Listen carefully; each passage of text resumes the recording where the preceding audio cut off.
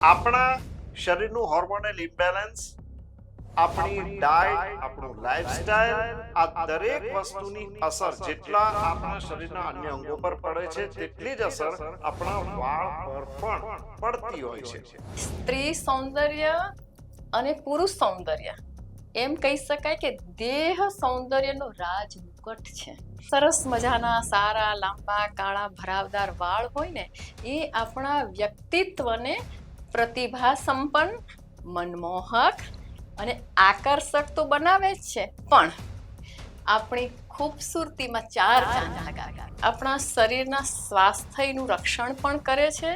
જેમ કે માથાના વાળ છે તો માથામાંથી વાગવાથી કે કંઈ પ્રહારથી બચાવે પણ છે. આયુર્વેદમાં તો વર્ષો પુરાણો 5000 વર્ષો પહેલા આપણા ઋષિ મુનિઓ કહી ગયા છે કે તમારે તમારા વાળ સૌંદર્યને સારું રાખવું હોય, તંદુરસ્ત વાળ રાખવા હોય તો થોડી કાળજી તો ચોક્કસથી રાખવી પડે. અને સૌંદર્યની પરિભાષામાં હેર અને સ્કિન બંને પહેલું અગત્યના છે. તમે વચ્ચે નાના બાળકોની પણ વાત કરી હતી. નાના બાળકોમાં વહેલા વાળ સફેદ થાય છે, શું કારણ અને ઉપાય શું?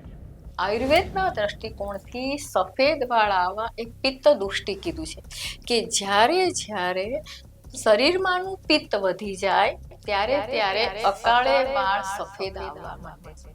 પહેલાના જમાનામાં 50 વર્ષ સુધી વાળ સફેદ નહોતા આવતા, કે સાધારણ વાળ જો ઉતરતા હોય ને તો તમે 15 જ દિવસ તમારા શરીરનું ખૂબ સ્વાસ્થ્ય સાચવો, ઊંઘ સરસ કરો, લીલા નાળિયેર પાણી પીવો અને લીંબુ સરબત.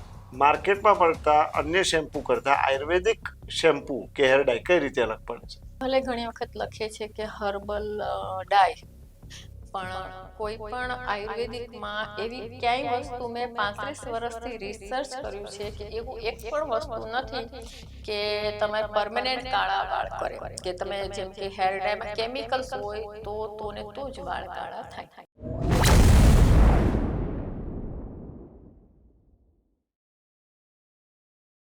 હેલો ફ્રેન્ડ્સ, કુમાસ બાયોસ્કોપના આજના આ ખાસ પોડકાસ્ટમાં આજે આપણે એક એવી સમસ્યાની વાત કરવાની છે કે જે વૈશ્વિક છે. અત્યાર સુધી આમ તો એવું મનાતું હતું કે ફક્ત બહેનો જ આ સમસ્યાથી પીડાય છે, પરંતુ કેટલાક સમયથી પુરુષો પણ આ સમસ્યા પ્રત્યે સભાન થયા છે અને તેનું નિરાકરણ લાવવાના અનેક ઉપાયો પણ અજમાવી રહ્યા છે. હું વાત કરી રહ્યો છું વાળની સમસ્યાની. જી હા, માર્કેટમાં વાળની સમસ્યા દૂર કરવા માટે અસંખ્ય હજારો પ્રોડક્ટ્સ અત્યારે માર્કેટમાં મળી રહી છે અને નવી પ્રોડક્ટ્સ આવી પણ રહી છે. હવે દરેક પ્રોડક્ટ્સ તો કંઈ આપણે ટ્રાય નથી કરવાની. આપણા શરીરનું હોર્મોનલ ઇમ્બેલેન્સ, આપણી ડાયટ, આપણું લાઈફસ્ટાઈલ, આ દરેક વસ્તુની અસર જેટલા આપણા શરીરના અન્ય અંગો પર પડે છે તેટલી જ અસર આપણા વાળ પર પણ પડતી હોય છે. મિત્રો, આજે આપણે વાળની સમસ્યાનું નિરાકરણ શું હોઈ શકે તેના વિશે ચર્ચા કરવાની છે, જેની માટે અમારા સ્ટુડિયોમાં આજે અમે આમંત્રિત કર્યા છે જાણીતા આયુર્વેદિક ડોક્ટર, બ્યુટી કન્સલ્ટન્ટ અને hair expert doctor Prarthnaben Mehta. તો ચલો પ્રાર્થનાબેન પાસેથી આજે આપણે વાળની સમસ્યાનું કારણ અને નિરાકરણ બંને જાણીએ. પ્રાર્થનાબેન, કુમાસ બાયોસ્કોપના અમારા કાર્યક્રમમાં આપનું ખૂબ ખૂબ સ્વાગત છે. Thank you so much. પ્રાર્થનાબેન, આપ ઘણા વર્ષોથી વાળની સમસ્યા પર કામ કરી રહ્યા છો. આપ એક બ્યુટી કન્સલ્ટન્ટ છો, એક હેર એક્સપર્ટ છો. સૌથી પહેલા તો એ જણાવો કે આયુર્વેદ એ વાળના સ્વાસ્થ્યને કઈ રીતે જોવે છે? આયુર્વેદના મતે માથાના વાળ તે ખરેખર શું છે? નમસ્કાર દર્શક મિત્રો, બહુ જ સરસ ટોપિક છે અને મને લાગે છે કે નાના મોટા સ્ત્રી પુરુષો બધાને આમાં રસ પડે એવો સરસ સુંદર ટોપિક છે. આયુર્વેદમાં વાળ વિશે અષ્ટાંગ હૃદયમાં મહર્ષિ વાગ્ભટ એક બહુ સરસ વાક્ય લખ્યું છે કે વાળ કેવા હોવા જોઈએ એમ. સુસ્નિગ્ધાહ મૃદુવઃ સૂક્ષ્મા અનેક મૂલાહ સ્થિરાહ કચાહ. એટલે કે સુસ્નિગ્ધ એટલે મૃદુ, આપણે જેમ કહીએ છીએ ને કે સિલ્કી, શાઇની, હેલ્ધી હેર, અને દરેક વ્યક્તિને તંદુરસ્ત અને તરોતાજા વાળ હોવા એ આપણા સારા સ્વાસ્થ્યની, શારીરિક સ્વાસ્થ્યની પણ નિશાની છે. અને એવું કહેવાય કે લાંબા કાળા મુલાયમ રેશમ સા લહેરાતા વાળ એ સ્ત્રી સૌંદર્ય અને પુરુષ સૌંદર્ય એમ કહી શકાય કે દેહ સૌંદર્યનો રાજ મુકટ છે. એક સરસ મજાના સારા લાંબા કાળા ભરાવદાર વાળ હોય ને એ આપણા વ્યક્તિત્વને પ્રતિભા સંપન્ન, મનમોહક અને આકર્ષક તો બનાવે જ છે, પણ આપણી ખૂબસૂરતીમાં 4 ચાંદ લગાવી દે છે. ક્યાં વાત. કુમારભાઈ, જી. એવું કલ્પના કરવી પણ અશક્ય છે કે વાળ વગરનો માનવી કેવો લાગે. આપણા શરીરમાં વાળ છે ને એ આપણા શરીરના સ્વાસ્થ્યનું રક્ષણ પણ કરે છે. જેમ કે માથાના વાળ છે તો માથામાંથી વાગવાથી કે કઈ પ્રહારથી બચાવે પણ છે. અને આયુર્વેદમાં તો વર્ષો પુરાણો 5000 વર્ષો પહેલા આપણા ઋષિ મુનિઓ કહી ગયા છે કે તમારે તમારા વાળ સૌંદર્યને સારું રાખવું હોય, તંદુરસ્ત વાળ રાખવા હોય તો થોડી કાળજી તો ચોક્કસથી રાખવી પડે. અને સૌંદર્યની પરિભાષામાં હેર અને સ્કિન બંને પહેલું અગત્યના છે. અને નાની વ્યક્તિ હોય મોટી હોય દરેકને પોતાના વાળ સૌંદર્ય પ્રત્યે સભાન રહે જ છે, ખોટું પણ નથી. આજનો આ જમાનો છે અને દરેકને સુંદરતા કોને ના ગમે. દરેક વ્યક્તિને પોતાના વાળ સરસ મજાના હોય, સુંદર લાંબા કાળા ભરાવદાર હોય, એ દરેકને એક સપનું હોય છે. પણ બહુ સરસ કુમારભાઈ આપે વાત કરી કે આજકાલ લોકો જાત જાતના આકર્ષક જમાવે એવા શેમ્પૂની જાહેરાત જોતા હોય છે, એટલે જાત જાતના આડેધડ શેમ્પૂના પ્રયોગો કરતા હોય છે, જાત જાતના કલર્સ, હેર ડ્રાયર વાપરતા હોય છે. બીજું, આપણો સ્વભાવ એવો અવળચંડો છે કે આપણને સીધા વાળ આપ્યા હોય તો આપણને એવું થાય કે પાર્લરમાં જઈને એને પમિંગ કરાવડાવી નાખીએ, અને જો કર્લ આપ્યા હોય તો એમ થાય કે પાર્લરમાં જઈને સ્ટ્રેટનિંગ કરાવી નાખીએ. પરિણામે સરવાળે આપણા વાળનું સ્વાસ્થ્ય જોખમાતું હોય છે. અને આજકાલ પ્રેક્ટિકલી મારી તો આ 35 વર્ષની આયુર્વેદની યાત્રા છે, એમાં મેં એટલા બધા પેશન્ટ ટ્રીટ કર્યા છે. અને આજકાલ ફેશન જગતમાં જમાનો પણ એવો છે કે કંઈ પણ નાનો મોટો પ્રસંગ હોય એટલે હેરસ્ટાઈલ તો કરવાની છે. હા, કરો, એની હું ના નથી પાડતી. શોખ કરો, શોખ બધા પૂરા કરો, પણ એની સાથે સાથે તમારા વાળ સૌંદર્યને સાચવવા માટે આયુર્વેદ પાસે બહુ બધું આપેલું છે. માત્ર એનો સમજણપૂર્વક અમલ કરવાની જરૂર છે. તમે સરસ મજાના તમારા વાળ સૌંદર્યને, આજે એક સરસ મજાનો ટોપિક છે તો વાત કરી લઉં કે તમારા વાળ સૌંદર્યને સ્વાસ્થ્ય સાચવવું હોય ને તો સૌથી પહેલા તો આપણી લાઈફસ્ટાઈલ સારી રાખવી જોઈએ. તમારે આયુર્વેદમાં તેમ જ લખ્યું છે કે આપણા શરીરમાં જ્યારે પૌષ્ટિક આહાર લો તો તમારા વાળ સરસ રહેતા હોય છે. પૂરતી ઊંઘ, એવું કહેવાય કે અર્ધ રોગ હરી નિદ્રા. તમારા 50% રોગો કે વાળના રોગો હોય કે શરીરના રોગો હોય, 50% રોગો તો તમે સારી ઊંઘ કરો ને ત્યાં જ દૂર થઈ જતા હોય છે. એવું લોકોને હજી માણસમાં એ ખબર નથી કે સારી ઊંઘ કરવાથી વાળ પણ સારા થાય. પણ દર્શક મિત્રો, પ્રેક્ટિકલી જણાવું તો ઉજાગરા કરવાથી કે તમે જંક ફૂડ, ચટપટું ખાવાના શોખીન હોય, બહારના ફૂડ પેકેટ ખાતા હોય તો તમારા વાળ સ્વાસ્થ્યને નુકસાન પહોંચતું હોય છે. એટલે પૌષ્ટિક ખોરાક લો, પર્યાપ્ત માત્રામાં ઊંઘ લો, પૂરતું પાણી પીવો અને પ્રસન્ન મન. બહુ જ સરસ WHO એ આ વ્યાખ્યા પર ભાર મૂક્યો છે કે સ્વસ્થસ્ય સ્વાસ્થ્ય રક્ષણમ આતુરસ્ય વિકાર પ્રશમનમ ચ આયુર્વેદસ્ય પ્રયોજનમ. સાથે સાથે એ પણ કહ્યું છે કે સમદોષ સમાગ્નિશ્ચ સમધાતુ મલક્રિય. હવે વાત આવે છે પ્રસન્ન આત્મ ઇન્દ્રિય મનઃ સ્વસ્થ ઇતિ અભિધીયતે. પ્રસન્ન મન, તમારા મનની પ્રસન્નતા પર વાળના સ્વાસ્થ્યનું ખૂબ જ જોર પડતું હોય છે.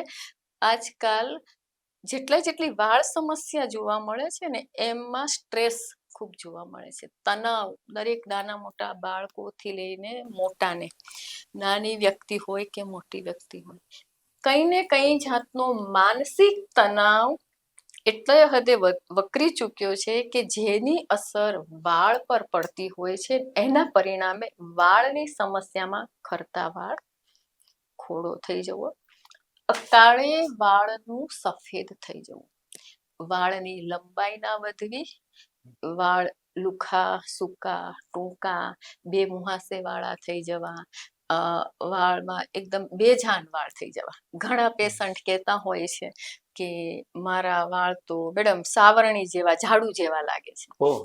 આવું પેશન્ટ કહેતા હોય છે. તો આ બધી જે વાળની સમસ્યા છે ને, એ આજકાલ વર્તમાન યુગમાં વધારે જોવા મળે છે. અને એમાં ઘણા બધા પરિબળો કારણરૂપ હોય છે. જેમ કે કુમારભાઈ, તમે સરસ રીતે વાત કરી કે આપણી લાઈફસ્ટાઈલ પણ એવી છે, રાતના ઉજાગરા, જંક ફૂડ, સ્ટ્રેસ. સાથે સાથે એક વાત એ પણ મેં નોંધી છે કે આજકાલ ઘણા બધા ઇન્ફેક્શન, જેમ કે વચ્ચે કોરોના આવી ગયો, કોરોના સમયમાં વાળના પ્રોબ્લેમ ખૂબ જોવા મળી ગયા. સાથે સાથે ઘણા વખત હોર્મોનલ ઇમ્બેલેન્સ હોય, બહેનોને માસિક સ્ત્રાવની અનિયમિતતા હોય, અંતઃસ્ત્રાવની ગરબડી હોય, કોઈ પણ રોગના કારણે પણ વાળ ઉતરતા જોવા મળતા જ હોય છે. અને સાયન્સ તો એવું કહે છે કે રોજના 75 સુધી વાળ ઉતરે, 100 સુધી ઉતરે તો પણ વાંધો નહીં, એટલા રીગ્રોથ થતા હોય છે. પણ વાલા દર્શકો, પ્રેક્ટિકલી મેં 35 વર્ષની યાત્રામાં જોયું છે ને કે આપણા વાળ 7500 ઉતરે છે, પણ એની સાથે રીગ્રોથ 150 થી 200 થવા જોઈએ, પણ એ નથી થતા. પરિણામ સ્વરૂપે ટાલિયા જોવા મળે છે, ટાલિયાપણું. બહેનોમાં પણ ખાંચા મોટા થઈ જવા, ઇવન પુરુષોમાં પણ ખાંચા મોટા થઈ જવા. એક જમાનો એવો હતો કે મોટી ઉંમરે જ ટાલ પડતી હતી. 50 વર્ષ પહેલા આપણે બાપ દાદાઓને જોઈશું તો એમના વાળ હજી પણ કાળા જોવા મળે છે, હજી પણ સુંદર, વાળની સુંદરતા અકબંધ હોય છે. અત્યારે ઘણા બધા પરિબળો આમાં કારણરૂપ હોય છે કે ડે બાય ડે આપણું વાળ સૌંદર્ય હણાવા માંડ્યું છે. એની પાછળ કેટલા બધા પરિબળો છે. પણ હા, તમે ચોક્કસથી તમારા વાળ સૌંદર્યને સારી રીતે અકબંધ રાખી શકો છો. એના માટે માત્ર ને માત્ર તમે આયુર્વેદ પાસે આવો, આયુર્વેદને અપનાવો, આયુર્વેદિક શેમ્પુ વાપરો, આયુર્વેદિક તેલ વાપરો અને આયુર્વેદિક મહેંદી. ઘણા બધા લોકોને આજકાલ વ્હાઈટ હેર નાની ઉંમરમાં આવતા હોય છે, તો લોકો કલરના રવાડે ચડી જતા હોય છે. પણ મારે એક વાત ખાસ ભારપૂર્વક કહેવી છે કે નાની ઉંમરમાં સફેદ વાળ આવે તો ક્યારેય પણ કેમિકલ્સ વાળા કલર કે ડાય વાપરવા કરતા તમે આયુર્વેદિક ટ્રીટમેન્ટ કરો ને, તો તમારા અકાળે આવતા સફેદ વાળ ચોક્કસથી અટકી શકે છે. બિલકુલ. બહુ જ સુંદર રીતે કાવ્યાત્મક શૈલીમાં તમે શરૂઆતમાં આયુર્વેદમાં વાળની વ્યાખ્યા શું છે તેના વિશે વાત કરી. મને તો એમ લાગ્યું કે હું સાંભળ્યા જ કરું.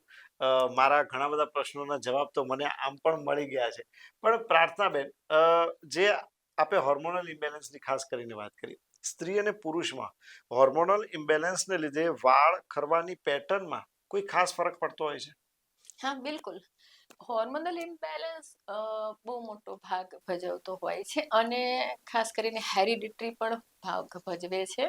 અને એવું નથી કે હોર્મોનલ ઇમ્બેલેન્સ માત્ર સ્ત્રીઓમાં જ હોય છે, પુરુષોમાં પણ હોઈ શકે છે. હોર્મોનલ ઇમ્બેલેન્સ હોઈ શકે છે અને એમાં પણ આપણી ખાણીપીણી મહત્વનો ભાગ ભજવે છે. આપણે જે આજકાલ 2 મિનિટમાં જે ખાવાનું તૈયાર કરતા હોય છે અથવા તો રેડી ટુ ઈટ ના ખાવાના બંધાણી થઈ ગયા છે અને દર રવિવારે તો બહાર હોટલમાં જ જમવું.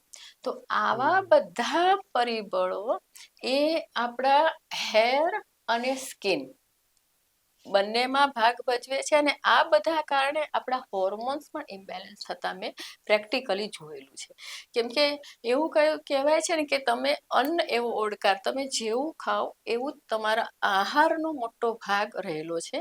અને આપણે જે આહાર લેતા હોઈએ છીએ એમાંથી જ 7 ધાતુઓ રસ, રક્ત, માંસ, મેદ, અસ્થિ, મજ્જા અને શુક્ર અને બનતા હોય છે અને અસ્થિ ધાતુમાંથી વાળની ઉત્પત્તિ થતી હોય છે. તો જ્યારે આપણો આહાર સારો હોય તો આપણા હોર્મોન્સ નિયંત્રણમાં રહેશે અને હોર્મોન્સ સારા હશે તો આપણા વાળ ડેફિનેટલી ચોક્કસથી સુંદર રહી શકે છે. બીજું એક પ્રેક્ટિકલી વાત મેં જોઈ છે કે વાળ પર જે અત્યારે અસર કરી રહ્યું છું એમાં તેલ માલિશ ને તિલાંજલિ મોટા ભાગના કોઈને દીકરા માથામાં તેલ નાખવું નથી ગમતું. ગમતું નથી. આપણને યાદ હશે કે જ્યારે કુમારભાઈ, મને તો યાદ છે કે હું નાની હતી, બીજા ત્રીજા ધોરણમાં, ત્યારે મમ્મી સરસ રીતે માથામાં પાંચથી તેલ નાખી 2 ચોટલા વાળી રિબીન બાંધીને સ્કૂલે મોકલતા હતા.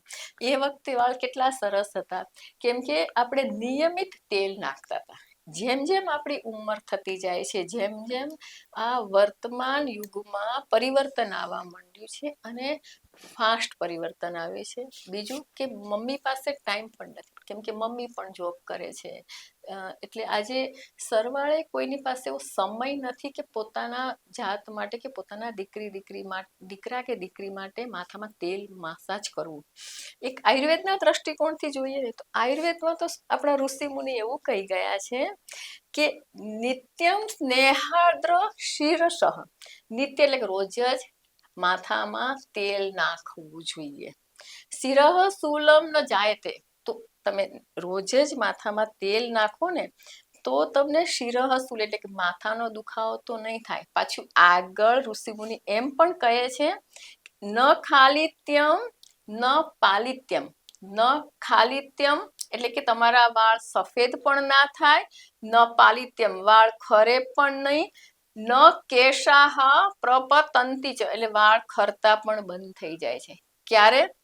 નિત્યમ સ્નેહાદ્ર શિરસઃ, રોજ જ માથામાં તેલ નાખો તો વાળ ખરતા બંધ થઈ જાય છે, વાળ પાકતા પણ નથી, સફેદ પણ નહીં થાય અને દ્રઢ મૂલાહ દીર્ઘાસ. કેટલું સરસ ઋષિ મુનિ કહી ગયા છે. એક એક શબ્દમાં ઘણું બધું કહી દે છે. દ્રઢ મૂલા એટલે આપણા મૂળિયા છે ને એ દ્રઢ થાય. તો મૂળિયા દ્રઢ ક્યારે થાય કે સરસ રીતે ફિંગર ટીપથી માથામાં મસાજ કરવામાં આવે. આજની લાઈફસ્ટાઈલ પ્રમાણે હું રોજનું તો નહીં કહું પણ અઠવાડિયામાં ઓછામાં ઓછું 3 વખત હલકા હાથે માથામાં મસાજ કરવામાં આવે, જેને શિરો અભ્યંગ કીધું છે. તો પણ તમે વાળની સમસ્યામાંથી ચોક્કસથી દૂર થઈ શકશો.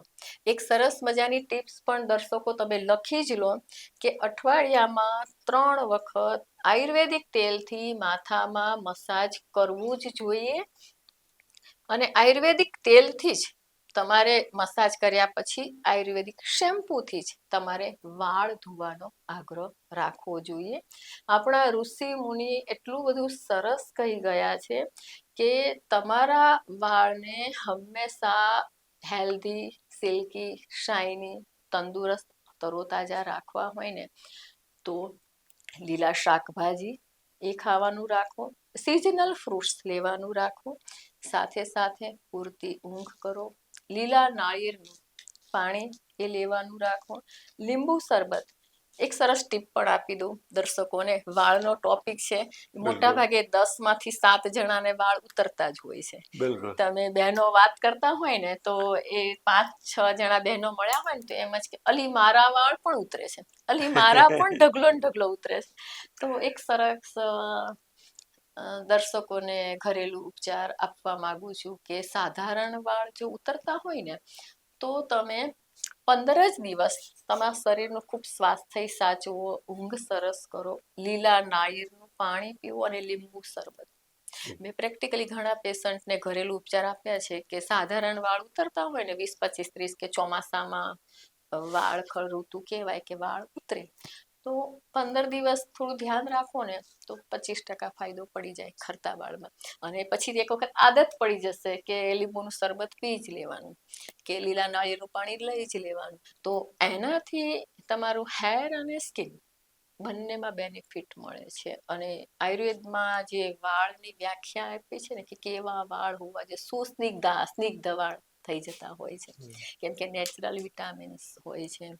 અને આપણા વાળના બંધારણ માટે પણ જેવી રીતે મકાનના બાંધણી માટે ઈંટ, સિમેન્ટ, રેતીની જરૂરત પડે છે, એવી જ રીતે આપણા વાળના બંધારણ માટે પણ calcium, iron, magnesium, minerals, vitamins બહુ બધી જરૂરત પડતી હોય છે. અને આ જે બધા વિટામિન્સ, મિનરલ્સ એ સિઝનલ ફ્રૂટ્સમાંથી કે નાળિયેર પાણી ને લીંબુમાંથી મળી રહેતું હોય છે. તો આપણે દર્શકોને બને ત્યાં સુધી ઘરે જ સારું થઈ જાય, દવાખાના સુધી જવું ના પડે, એ પણ ટીપ આપી દીધી. અને આપણે આશા રાખીએ કે નવું નવું દર્શકોને જાણવાની ઈચ્છા હોય તો નવા નવા 1 by 1 આપણે એપિસોડ પણ લઈ શકીએ. જેમ કે આજે આપણે વાળની કોમન ચર્ચા કરી, પછી ડેન્ડ્રફ થઈ જતો હોય છે, ઘણા બધા જેટલી વાળની ઉંદરી સમસ્યા ઘણાને થઈ જતી હોય છે, થઈ જતી હોય છે. બિલકુલ. વાળ કોઈક જગ્યાએ એકદમ પાતળા થઈ ગયા હોય, વાળ સ્પ્લિટ થઈ ગયા હોય, વાળની સમસ્યાઓનો તો પાર નથી. પ્રાર્થનાબેન, તમે આ એક બહુ સરસ વાત કરી. સામાન્ય રીતે ડોક્ટર્સ કહેતા હોય છે કે પાણી વધુ લો, લિક્વિડ વધુ લો શરીર માટે. તમે લીલા નાળિયેરનું પાણી અને જે લીંબુના શરબતની વાત કરી, આ લીંબુનું શરબત વાળને કઈ રીતે પોષણ આપે એ તો હજી સુધી ના સમજાયું. લીંબુ માટે એવું કે વિટામિન સી નેચરલી રહેલું હોય છે. અને આપણા શરીરમાં જ્યારે વિટામિન સી નેચરલી હોય છે અને ત્યારે વાળ છે, વાળની મજબૂતાઈ વધતી હોય છે. દ્રઢ મૂળા દીર્ઘાસર, દ્રઢ મૂળ પણ થાય, દીર્ઘ એટલે લાંબા પણ વાળ થતા હોય છે. એમાં રહેલું કુદરતી રીતે વિટામિન સી એ જનરલ ટોનિક પણ છે. આપણે આમળા માટે કહ્યું છે ને કે વાળ એ આમળા માટે વન ઓફ ધી બેસ્ટ કહ્યું છે, એવી જ રીતે લીંબુનું શરબત પણ એક તાકાત પૂરું પાડે છે. એ આપણે જેમ કે બીજા બધા કોલ્ડ ડ્રિંક્સ લેવા કરતા બીજા બધા ઘણા બધા માર્કેટમાં આજકાલ દવાઓ પણ ટોનિક આવતી છે, પણ તમે એક સાઈડમાં ટોનિક મૂકો અને એક સાઈડમાં લીંબુનું શરબત મૂકો તો લીંબુનું શરબતનું પલ્લું ભારે થઈ જશે, કેમ કે એમાં નેચરલી છે. અને એવું પણ કહેવાય કે તમે સિન્થેટિક કોઈ પણ વસ્તુ વિટામિન્સ લો, ટેમ્પરરી ઇફેક્ટ કરશે, પણ જ્યારે કુદરતે વાવેલું, કુદરતે ઉગાડેલું અને ઘરનું તાજું લો તો એ તમને પરમેનન્ટ તમારા બોડીમાં ઇફેક્ટ આપશે. એ લીંબુમાં રહેલું વિટામિન સી, આમળામાં રહેલું વિટામિન સી એ તમારે કાયમી ધોરણે ઇફેક્ટ કરશે. પેલું તમે વિટામિન સી ની ટેબ્લેટ લીધી તો ટેમ્પરરી, એ તમને ટેમ્પરરી અસર કરે, પછી 3-4 મહિના પછી તમને પાછું લેવી જ પડે. એટલે આ રીતે કુદરતે બનાવેલું, ઘરે બનાવેલું પૌષ્ટિક ખોરાક હોય, કોઈ પણ ફ્રૂટ્સ હોય ને એમાં નેચરલ વિટામિન સારા હોય છે. ઇવન કેળા માટે પણ નેચરલી કેલ્શિયમ મળતું હોય છે. તો એવું કહેવાય કે કેળા પણ એમાં ફાઈબર હોય છે, પોટેશિયમ, કેલ્શિયમ. તો વાળ માટે કેળા પણ ખૂબ સરસ. અને એપલ, હું તો એમ કહીશ કે બહેનો એ તો ખાસ વાળને સુંદર રાખવા હોય ને તો ડેઈલી એક એપલ ખાવું જ જોઈએ. એનાથી શું ફાયદો થાય છે કે એનિમિક કન્ડિશન નથી થતી. એપલમાં નેચરલી હિમોગ્લોબિન વધતું હોય છે અને કાયમી ધોરણે પરમેનન્ટ વધતું રહેતું હોય છે. અને મોટા ભાગે કુમારભાઈ બહેનોમાં છે ને મેન્સ્ટ્રુઅલ પ્રોબ્લેમ હોય છે, એટલે દર મહિને મેન્સ્ટ્રુઅલ પ્રોબ્લેમના કારણે હિમોગ્લોબિન ડાઉન થતું હોય છે. અમે પ્રેક્ટિકલી રિસર્ચ કર્યું છે. અને એના કારણે જ્યારે બહેનોને પાલકની ભાજી, ગાજર કે એપલ ખાવાનું કહેતી હોઉં છું તો એ લોકોનું હિમોગ્લોબિન પરમેનન્ટ પરફેક્ટ રહેતું હોય છે, એ ડાઉન નથી થતું. અને હિમોગ્લોબિનને અને વાળને સીધો સંબંધ હોય છે. જેટલું હિમોગ્લોબિન સારું એટલા વાળ સારા. બરાબર છે. સો હિમોગ્લોબિન તો દરેક જગ્યાએ ખૂબ જ જરૂરી છે. તમે બહુ જ સુંદર રીતે આખી વાતને કહી રહ્યા છો. આમ પેલો શીરો ગરમ ગરમ ગળા પર નીચે ઉતરી જાય એ રીતે તમારી દરેક વાત અત્યારે સમજાઈ રહી છે. તમે વચ્ચે નાના બાળકોની પણ વાત કરી હતી. નાના બાળકોમાં વહેલા વાળ સફેદ થાય છે, શું કારણ અને ઉપાય શું? બહુ સરસ ટોપિક છે. મેં જોયા છે કે મારી પાસે એક 2 વર્ષનું નાનું બાળક બાબરી ઉતારીને આવ્યું હતું તો 2-3 વાળ સફેદ હતા એને. બીજા 5-6 વર્ષના બાળકને પણ વાળ સફેદ આવવા માંડ્યા છે. આયુર્વેદના દ્રષ્ટિકોણથી સફેદ વાળ આવવા એક પિત્ત દુષ્ટિ કીધું છે કે જ્યારે શરીરમાંનું પિત્ત વધી જાય ત્યારે અકાળે વાળ સફેદ આવવા માંડે છે. પહેલાના જમાનામાં 50 વર્ષ સુધી વાળ સફેદ નહોતા આવતા, પણ અત્યારે આપણી લાઈફસ્ટાઈલ, આપણી ફૂડ હેબિટ અને સ્ટ્રેસ એના કારણે શરીરમાંનું જ્યારે પિત્ત વધી જાય છે તો શરીરમાંનું પિત્ત વધવાથી વાળ સફેદ થવા માંડે છે. અને અકાળે આવતા સફેદ વાળ માટે ખાસ ઘી દૂધનું સેવન ખૂબ જરૂરી છે. મેં પ્રેક્ટિકલી જોયું છે કે સાચી વાત કરી કે નાની ઉંમરમાં સફેદ વાળ આવે છે અને ચશ્મા પણ નાની ઉંમરમાં આવવા માંડ્યા છે. યસ એનું કારણ પણ યસ પિત્ત દુષ્ટિ. આપણે ઘી દૂધનો અભાવ, બાળકોને ઘી પણ નથી ભાવતું, અથવા તો ઘણા લોકો વજન વધી જવાના બીકે ઘી ખાતા પણ નથી. પણ એ ઘી, લોકો ચીઝ ખાય છે, બટર હા ખાય છે, હા એ લોકોને શાકભાજી નથી ભાવતા, ફ્રૂટ પણ નથી ભાવતા. બાળકોમાં ઘણા બધા પ્રોબ્લેમ જોવા મળતા હોય છે. હા, એટલે એના કારણે. અને બીજું, બાળકોને પેકેટ્સ ફૂડ બહુ જ ગમે છે. હા, એના કારણે ઓબેસિટી પણ વધી છે. અને પ્રેક્ટિકલી મેં રિસર્ચ કર્યું છે કે તૈયાર પેકેટ ફૂડ્સ ને બધા પડીકા ખાતા હોય છોકરા, અને બહારનું જંક ફૂડ કે પીઝા, બર્ગર કોક દિવસ મહિનામાં એક વખત ઠીક છે, પણ આજકાલ તો દરેક રવિવારે છોકરાઓને બહારનું જ ખાવું ગમતું હોય છે. ટીન પેકેટ ફૂડ ખાતા હોય, કોલ્ડ ડ્રિંક્સ ખાતા હોય, અને એના કારણે પણ પિત્ત દુષ્ટિ થવાથી અકાળે વાળ સફેદ આવે છે. નાની ઉંમરમાં સફેદ વાળ આવવા ને એને અકાળે સફેદ વાળ આવવા. એના માટે આયુર્વેદમાં કહ્યું છે કે ઘી દૂધનું સેવન કરાવડાવો, લીલોતરી શાકભાજી ખવડાવો, બાળકને તમે ભાવે એવું ખવડાવો. ઓકે. મને યાદ છે, મારા દીકરાને અત્યારે તો ડોક્ટર શિવમ મહેતા અમેરિકા છે, પણ એને પીઝા બહુ ભાવતા હતા. તો હું ઘરે કડક સરસ ભાખરી બનાવું, વાહ, યસ. એના ઉપર સરસ ટોપિંગ કરી દઉં પાલકની ભાજી, અને ઓકે. પછી એમાં ટમેટા અને ઓનિયનનું સરસ રીતે ડેકોરેશન કરીને પછી હું એને ખાવા આપતી હતી. તો એક ઓકે. તો ઘરની ભાખરી, એટલે મેંદો તો આપણા આવે જ દેશી નહીં. પીઝા સરસ દેશી મજા. Pizza, very good. દેશી પીઝા. એટલે આજે હું માતાઓને એ પણ કહેવા માંગુ છું કે તમારા બાળકને સફેદ વાળ અટકાવવા હોય તો તમે ઘરનું સરસ ખવડાવી શકો છો, વેરિએશન બિલકુલ કરીને. બિલકુલ વાત સાચી છે. કે તમે બાળક નથી ખાતું, તો તમે સરસ રીતે એમાં પાલકનું ટોપિંગ કરીને ભાખરી અઠવાડિયામાં એક વખત ખવડાવો તો બે વસ્તુ થશે. એક તો આપણને સંતોષ થશે કે મારા બાળકે ખાધું, બિલકુલ. બાળક રાજી થશે કે મારા મમ્મીએ મને કંઈક ઘરે નવું બનાવીને ખવડાવ્યું. યસ. એટલે આ રીતે માતાઓને વિનંતી છે કે આપણે આપણા બાળકને સરસ મજાનું ઘરનું કેવી રીતે ખાતા કરવા અને બહારનું ખાવાનું છોડે, એ દરેક ગૃહિણીએ પોતાના ઘરમાંથી જ તૈયારી કરવી જોઈએ. અને આપણા રસોડામાં બધું જ હોય છે, તો થોડું ધ્યાન રાખવામાં આવે. આપણા હસબન્ડનું, આપણા પરિવારનું પણ હેર અને સ્કિન અને સંપૂર્ણ સ્વાસ્થ્ય આપણા હાથમાં છે. આપણે ચોક્કસથી એને સાચવી શકીએ છીએ. અચ્છા પ્રાર્થનાબેન, તમે નાના બાળકોની જે અત્યારે વાત કરી, એની સાથે સાથે તમે જંક ફૂડ અને ફાસ્ટ ફૂડની પણ વાત કરી. અત્યારના કોલ્ડ ડ્રિંક્સ છે એ બહુ જ નુકસાન કરતા હોય છે. તો આ જે જંક ફૂડ ને ફાસ્ટ ફૂડ છે, એને ડાયરેક્ટ સંબંધ છે વાળ ખરવા સાથે, આપણી આંખો સાથે, દરેક રીતે?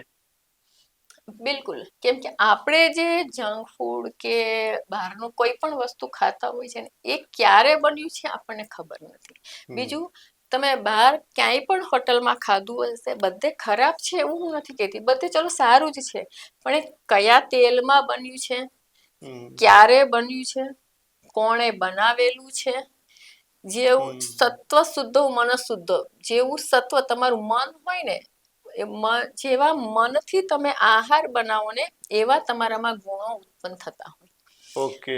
એ પહેલાના જમાનામાં લોકોને ખબર હશે કે જૂના જમાનાના લોકો છે ને એ કોઈના હાથનું જમતા પણ નહીં, કેમ કે તમે જેવા વિચારોથી રસોઈ બનાવો એવા જ વિચારો તમે ખાનારના મનમાં આરોપો છો.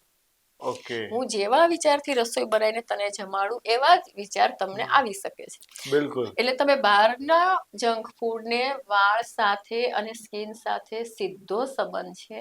કેમ કે એક તો પ્રિઝર્વેટિવ હોય, ચટાકાદાર અને મસાલાદાર બનાવવા માટે જાતના મસાલા એમાં નાખ્યા હોય છે.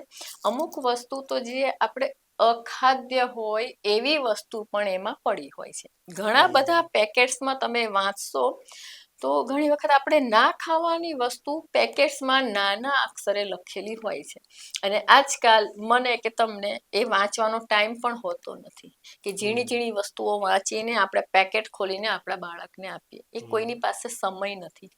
એટલા માટે બહારના જંક ફૂડ, બહારના કોઈ પણ ખાદ્ય પદાર્થોનું વાળ પર સીધી અસર પડે છે. એ પ્રેક્ટિકલી પ્રૂવ થયેલું છે. આપણે વાત કરીએ આયુર્વેદિક હેર ડાયની, આયુર્વેદિક શેમ્પૂની, પણ હવે શેમ્પૂ કે હેર ડાયની વાત કરો ત્યારે એમાં કેમિકલ તો આવતું જ હોય છે. તો અન્ય માર્કેટમાં પડતા અન્ય શેમ્પૂ કરતા આયુર્વેદિક શેમ્પૂ કે હેર ડાય કઈ રીતે અલગ પડે છે? માર્કેટ્સમાં મળતા જે શેમ્પૂ હોય કે હેર ડાય હોય એમાં વધતા ઓછા અંશે કેમિકલ્સ હોય છે. કેમ કે ભલે ઘણી વખત લખે છે કે હર્બલ ડાય, પણ કોઈ પણ આયુર્વેદિકમાં એવી ક્યાંય વસ્તુ મેં 35 વર્ષથી રિસર્ચ કર્યું છે કે એવું એક પણ વસ્તુ નથી કે તમે પરમેનન્ટ કાળા વાળ કરે, કે તમે જેમ કે હેર ડાયમાં કેમિકલ્સ હોય તો ને તો જ વાળ કાળા થાય. આયુર્વેદિકમાં તમે આંબળાના રસને લોખંડના વાસણમાં પલાળો, બ્લેક થઈ જ જશે. એ આયુર્વેદિક છે, પણ એ તમે લગાવો ટેમ્પરરી રહે, 2-3 દિવસ રહે. અને આયુર્વેદિક હેર ડાયમાં ટેમ્પરરી ભલે 10-15 દિવસ રહે. પેલી હેર ડાય છે તમારે મહિનો રહે, પણ એ કેમિકલ્સના કારણે તમારા વાળનું મોઇશ્ચરાઇઝર દૂર કરી નાખે છે. હાર્ડ કેમિકલ્સ હોય.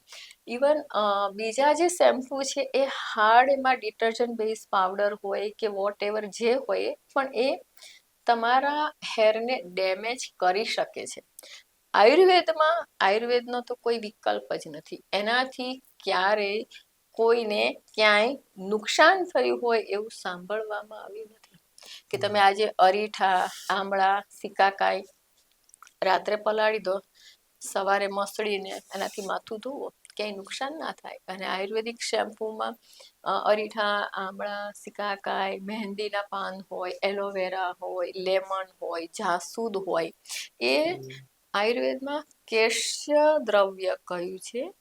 વાળ માટે ઉપકારક વસ્તુઓ છે. ઓકે.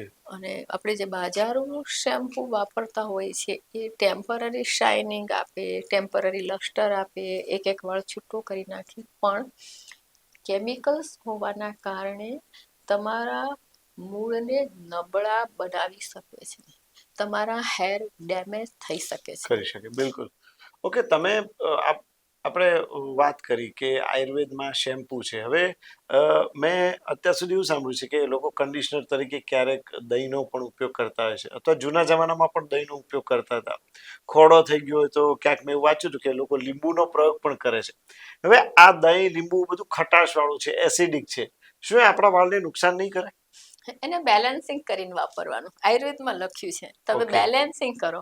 જેમ કે Okay. બહેનો રસોઈ બનાવે તો એકલું લીંબુ નાખે તો દાળ ખાટી થઈ જાય, પણ બેલેન્સ કરવા માટે ગોળ કેમ નાખીએ છીએ, એવી જ બિલકુલ. રીતે તમે જ્યારે માથામાં દહીં લગાવવાનું હોય ત્યારે એલોવેરા સાથે મિશ્રણ કરીને લગાવો. અને આયુર્વેદમાં સંહિતા ગ્રંથોમાં એક સરસ મજાનો ખોડા માટે પણ ઉપાય આપેલો છે કે હરડે અને ગોટલી પાવડર સમાન ભાગે મિશ્રણ કરો અને દહીં સાથે લગાવો તો ખોડો જળમૂળમાંથી મટે છે. આ ઋષિ મુનિઓ કહી ગયા છે. કેમ કે દહીં સાથે હરડે અને ગોટલી પાવડરનું મિશ્રણ કર્યું તો જે દહીંની ખટાશ છે એનું બેલેન્સિંગ થઈ ગયું. આ ગોટલી પાવડર એટલે અત્યારે કેરીની જે ગોટલી આવે છે એની વાત છે? હા, બહુ સરસ એનું રિઝલ્ટ પણ છે. અને ગોટલીનો પાવડર, કેરીની ગોટલી, તમે કેરી ખાઈ લો પછી ગોટલા સૂકવીને પછી જે ગોટલી નીકળે ને એનો પાવડર બનાવો. એ વાળ માટે પણ સારું છે અને વાળ કાળા પણ કરે છે ઓકે. અને ખોડાને દૂર કરે છે. મેથી પાવડર લગાવો અને 10 મિનિટ જ લગાવવાનું હોય છે. એવું નથી કે તમે આખી રાત માથામાં દહીં લગાવીને સૂઈ ગયા. ઓકે. કેમ કે માથામાં રહેલી ચિકાશ હોય, માથામાં કંઈ પણ પ્રદૂષણ રહેલું હોય, કંઈ પણ એવા હાનિકારક તત્વો, ધૂળ કે કંઈ પણ એવું ચોંટેલું હોય, તમે બહાર જતા આવતા હોય, રજકણો હોય, તો એમાં તમે 10 મિનિટ દહીં લગાવી રાખો તો નુકસાન નથી થતું હોતું, કેમ કે એ હર્બલ છે ને દહીંમાં રહેલું કુદરતી પ્રોટીન, દહીંમાં રહેલું કુદરતી કેલ્શિયમ એ વાળને સારા મુલાયમ બનાવે છે. અને ઓકે 10 મિનિટ જ રાખવાનું છે, આખી રાત રાખો તો ખટાશ ચડી જાય. ઓકે. તમે જે વાત કરી કે જે હેરલાઇન હોય છે ધીરે ધીરે પાછળ જતી જાય છે, ખૂણામાં પણ સ્ત્રી પુરુષો બંનેને જે વાળ હોય છે તે ધીરે ધીરે ઓછા થાય છે ને વાળ પાછળની તરફ જ ઉગે છે, આગળ જે પહેલા નાનપણથી ઉગતા હોય એવા નથી રહેતા. મને ક્યાંક એવું પણ વાંચવા મળેલું કે હાથી દાંતની જે ભસ્મ જે બનતી હોય છે આયુર્વેદમાં એનો પણ બહુ સારો ઉપયોગ થાય છે અને એવું કહેવાય છે કે એને જો હથેળી પર લાગી જાય તો ત્યાંય વાળ ઉગી જાય. એટલે આ ખાલી કહેવત છે આવી તો, પણ ખરેખર આ વાત કેટલી સાચી? ના એની ચોક્કસપણું દર્શાવવા માટે આયુર્વેદમાં પણ આ કથન છે કે જી હાથી દાંતની ભસ્મ જો હથેળીમાં લાગે તો હથેળીમાં પણ વાળ આવી જાય, એની અસરકારકતા દર્શાવવા માટે છે કે આપણને ઓકે. મનમાં ઉતરે કે ના ચોક્કસ અસર કરે છે. હા, તો હથેળીમાં ઉગે તો માથામાં તો ઉગી જ ઉગે જાય. છે, માથામાં બિલકુલ. તો ઉગવાના છે, પણ હા પ્રેક્ટિકલી આજકાલ ભેળસેળના જમાનામાં હાથી દાંત ચોખ્ખો મળવો બહુ જ મુશ્કેલ છે. પાછું ઈલીગલ પણ છે. હા એ યસ. પણ છે, એટલે એની જગ્યાએ આયુર્વેદમાં એના ઓપ્શનમાં આપેલું છે ઓકે. દેવદાર નું લાકડાનું ભસ્મ. અચ્છા. ઘણા બધા પેશન્ટને ભસ્મ જે આપીએ છીએ તો દેવદારના લાકડાનું ચૂર્ણ એ તમે રસવંતી સાથે અથવા તો ગુંજાદી ચણોઠીના તેલની સાથે લગાવવામાં આવે તો ઉંદરીમાં વાળ આવે છે. અને જે લોકોને વારસાગત ટાલ હોય તો એ વારસાગત ટાલને આપણે અટકાવી ચોક્કસથી શકાય.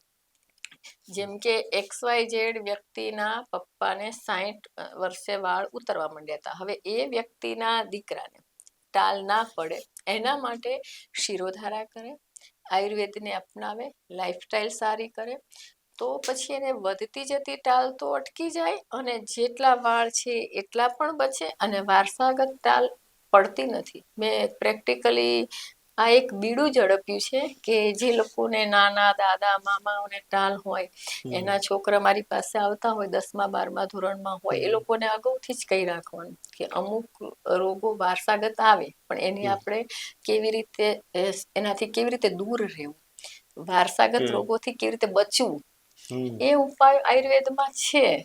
નસ્ય અચ્છા. ટ્રીટમેન્ટ કરો. ઓકે. આજે ટાલ ખાંચા વધી જતા હોય છે તો નસ્ય ટ્રીટમેન્ટનો પણ જબરજસ્ત રોલ છે વાળ ઉગાડવા માટે. ઓકે.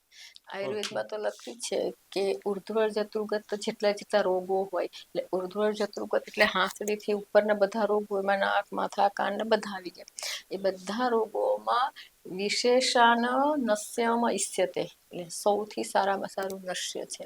ઓકે. અને નસ્યમાં તમે ગાયના ઘીના ટીપા 3 ઓકે. નાખી શકો. નાકમાં હા ગાયના ઘીના ટીપા નાખવા એ નસે કહેવાય. એને નસ્ય કહેવાય. ઓકે. ઘરે તમે કરી શકો. સવારે ઓસીકું નહીં લેવાનું ઓકે. અને 100 ગણો ત્યાં સુધી આમ સૂઈ રહેવાનું વગર ઓસીકાએ, અને ઘરનું ઘી પણ ચાલે. ઓકે. ઘરે બનાવેલું ઘી સૌથી બેસ્ટ. અચ્છા. ગાયનું ઘી પણ ચાલે, તલનું તેલ પણ ચાલે અચ્છા. અને દિવેલ પણ ચાલે. પણ આ બધું નાકમાં નાખે તો અહીંયા ક્યાંય અટકી ના જાય? ના, એ ગળામાં ઉતરે ચોક્કસથી, પણ તમે થૂકી શકો છો ને એ ઓકે, એને કાઢી ખાવાનું છે. શકાય છે. જે રીતે આપણે કફ ખેંચીએ છીએ હા એ જ રીતે આ હા, પ્રયોગ કરવાનો છે. અને એનું કઈ નુકસાન નથી. એ નસ્ય એ તમારા ઉત્તમાંગમાં જઈને અંદરથી મોઇશ્ચરાઇઝર આપે છે. ઓકે. એવું લાગે કે અહીંયા નાખવાથી અહીંયા શું ફાયદો થશે.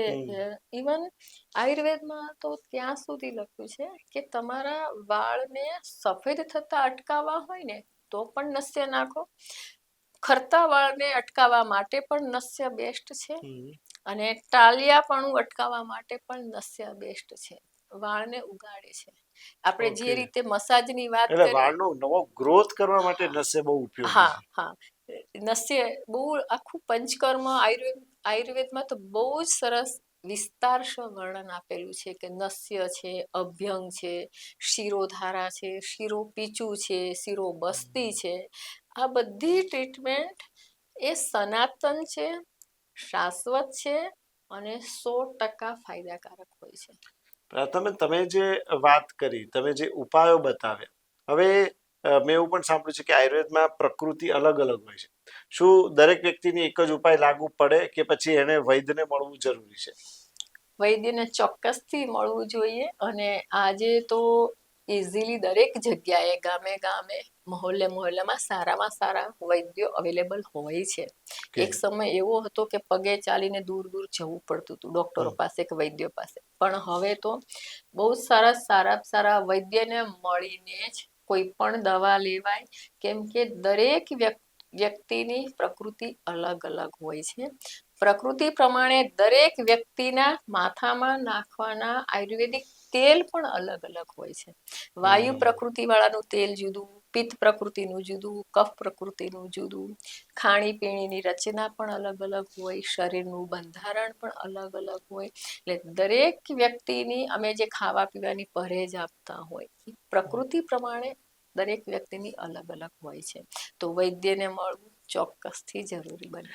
બિલકુલ પ્રાર્થનાબેન, તમે અમારી સાથે જોડાયા અને વાળની સમસ્યાઓ જે છે તેના વિશે ચર્ચા કરી. આપણે બેઝિક કેટલીક ચર્ચા કરી, પણ ચોક્કસ ભવિષ્યમાં આપણે વાળના જે જુદા જુદા રોગો છે તેની ઉપર પણ આપણે આવનારા દિવસોમાં પોડકાસ્ટ કરીશું.